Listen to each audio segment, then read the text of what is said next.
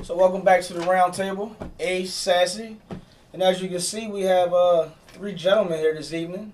We're going to have a great discussion on fatherhood. To my right, we have the motivational speaker, mentor, and author, Mr. Kirk Barry.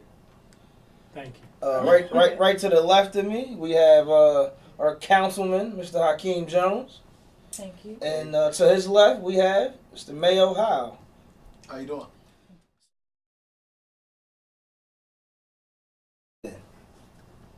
From the first time I found out I was going to be a father, that was in 2011. Right away, I thought about getting a second job, and I did that, for 2 years. But to sum it up, fatherhood for me, it means always being there for my child.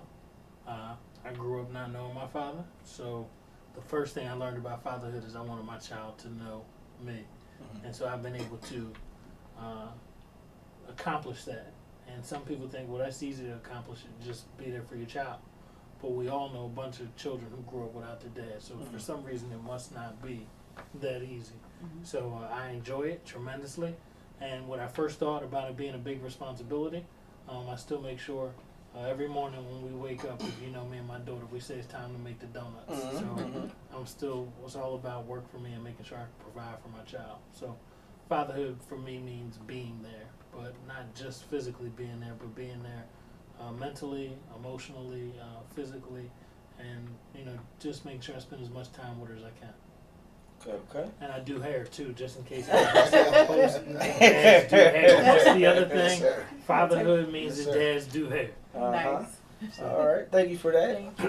Mr. Howe, what does fatherhood mean to you, sir? Well, I've been a father since 1993. Woo! So, my daughter was sitting at my graduation, and I knew when she was born, Destiny, I had to change my whole ways. Because I'm from the streets. I'm from the streets. So when my daughter was born, Destiny was born, I had to change my whole way. I had to be a real father. So when she was born, I had to get my grind on. I had to work. I had a couple jobs. I had to become a real father. Then the other kids started coming. To this day, I have a 10-year-old. That's my youngest. Okay. So I got to show her that daddy's always going to be there for you. Daddy's going to be dad, period. I work with her every day in school. Nice. So it's hard. It's hard being a dad, but I got a lot of daughters. You already know what that comes with. I got one boy. I got one boy that I'm trying to make the way for him right now. But my daughters, they're not far behind from him. Okay. So yeah, I started early. Okay. Appreciate you, Mr. Jones. How's the last 5 weeks been for you, Mr. Jones? Let's just say I'm not getting a lot of sleep. Everything that people told me about fatherhood and being a parent is exactly what it is. It was hard to believe when it happened. Probably one of the last in the group, minus one person I know. But just it's exactly what people said it was going to be. It's a constant sacrifice, and it's in the early stages for me too. So it's more so a sacrifice for the wife, where she's with the baby girl all day. So I got to be more mindful of When you come home, you gotta jump in.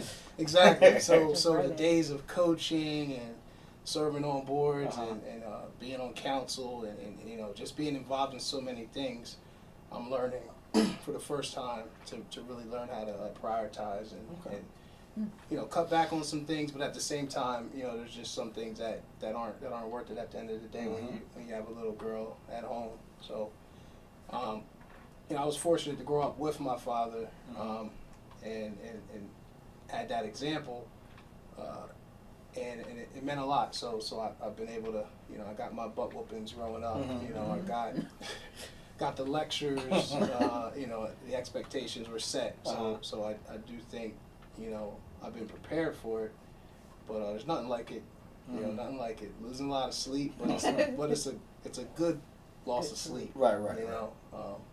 And I think having a newborn, you know, it's important. It's much more important that I you know, be the other half that's going to pick up the pieces when my wife is grinding all day with the baby. So. Okay.